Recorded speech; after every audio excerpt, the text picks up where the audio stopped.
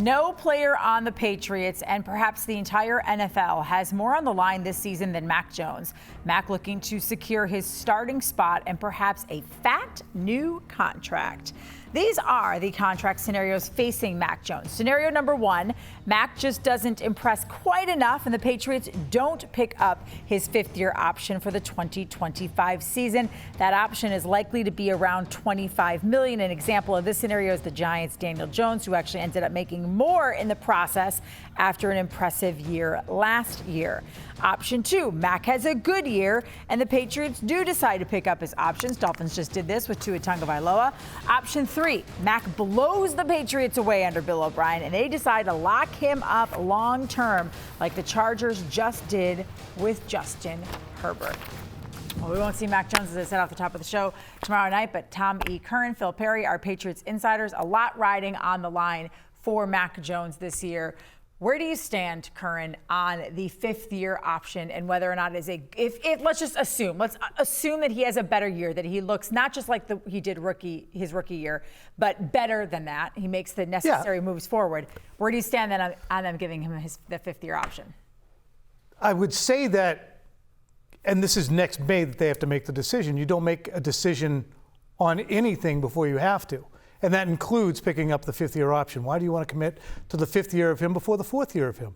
Because by that time, you'll have had a very promising rookie year, an ass second year, and a prominently better third year. But you can still play the long game. And I think that's something that Matt Groh alluded to, too.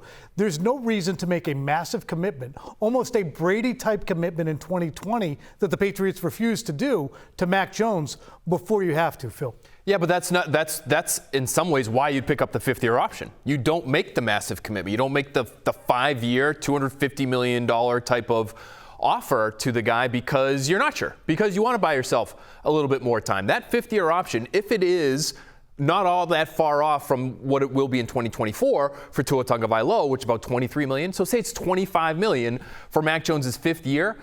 Even right now, today, and this is before quarterback salaries will balloon over the next couple of years, $25 million per year in terms of average annual value. That's the 17th highest paid veteran quarterback AAV-wise in the league. So why not pick it up, pay him like he's Geno Smith for 1 year if it comes to that, or it buys you time to find out how good he is. You give him the big extension then if you want to. Because in a vacuum, that makes a hell of a lot of sense. But in the Patriots' reality, they haven't done a good enough job creating contracts and people around him. So you want to have Mac on a rookie contract as long as you possibly can, in my estimation. You don't want to get up into the 20 millions with him until you're convinced. So you get the fourth year out of him at low budget, but you're not jumping into a new car that you're overpaying for. They're leasing him right now.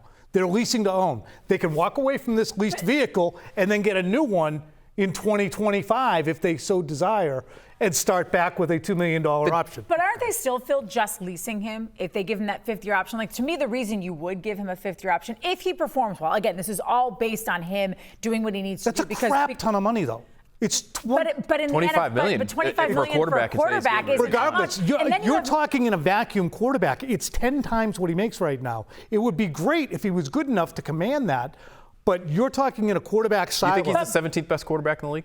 Regardless of that, they haven't done a good enough job with the team around him right now to say, okay, we can have a $25 million quarterback. But my point would be, who else are you going to have play quarterback? Like, between now and then, are you going to find someone else? Yeah. I suppose you could go to Bailey Zappi, but to me, if he's doing well and you want to see more, then you're probably not going to go out, Phil, and spend a high draft pick on a quarterback again if you like what you're seeing from him. So if you don't sign him to that fifth-year option and he walks, then are you back at square one without a quarterback and without a borderline disastrous situation, in my opinion, because you are starting from square one. You're not going to be bad enough to be picking top 5 in the draft. That's not happening. So you're going to find a really good, competent, right away kind of starting NFL quarterback in the teens, maybe at best. I think this is at least a 500-ish football team right now. So when I look at it, I say you get him on the rookie deal. You still get him on the rookie deal, Tom, for 4 years. It's not until the 5th year that you pay him what today would be the 17th salary. By 2025 will probably be the 21st salary in the NFL. That's just the economics of where the game is going. $25 million today